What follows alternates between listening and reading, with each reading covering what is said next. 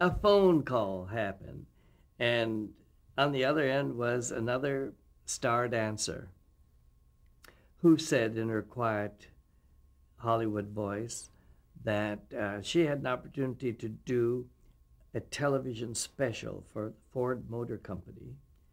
On, she would do it on two conditions: if I would choreograph it and I would direct it.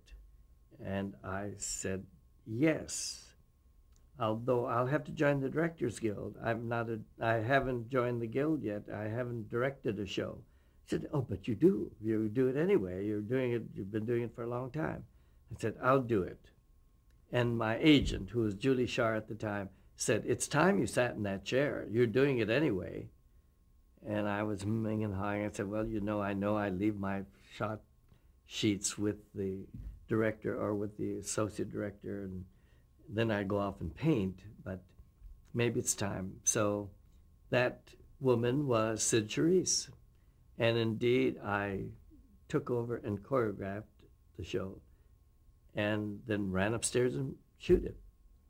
We'd come down, run it dry for cameras, and then I'd say, okay, you ready? Touch up, makeup, touch up, and all, and run upstairs and shoot the show. And I would shoot it live. I came from live. I did it like I was telling everybody else to do it. And it was an hour show, and I don't think we did any editing.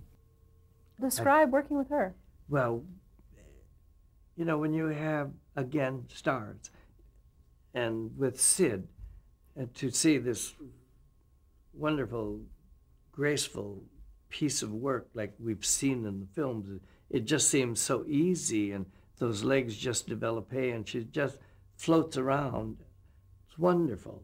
And then when you see her in the rehearsal in flat shoes, and she's out there working like any other dancer, and you think, where did the goddess go? But there it is. You see it. She's going through everything and learning the steps and making it her step and her style.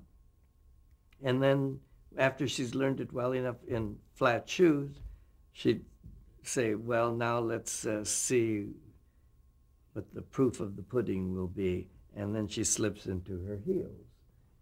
And the heels are just nothing, just little plastic toe and a heel and a little sole. I said, how do you keep those on? She said, years of practice, years of practice. And then out would emerge this swan. She would get into those shoes and start to perform this dance rather than working out the steps. And then you saw Sid Charisse emerge from this lady in just flat ballet slippers. And you see, I said, that's how it happens. There it is. Wonderful. You see that transformation.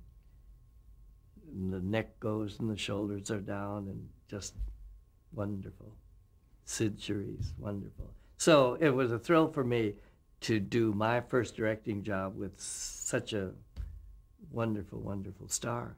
And we worked all day. We shot it in one day, and it was and just at the end of the day then, and she was in everything, when she dressed for the finale, which was no finale, but just for her to walk down and say goodnight. And she appeared, gown, and I had a lamp on the floor because it was a see-through dress.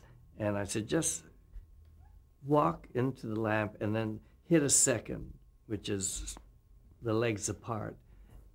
Hit a second for a moment before you walk down. And she walked in, and she hit second position, and of course, that light went right through her, and she was naked in that light, in silhouette, because that hot 10K was down there and just burned everything away except that body. And then the legs came together, and she walked down into her light. She got there and went, it was all destroyed. She said, oh, Tony, I'm so tired I can't even talk.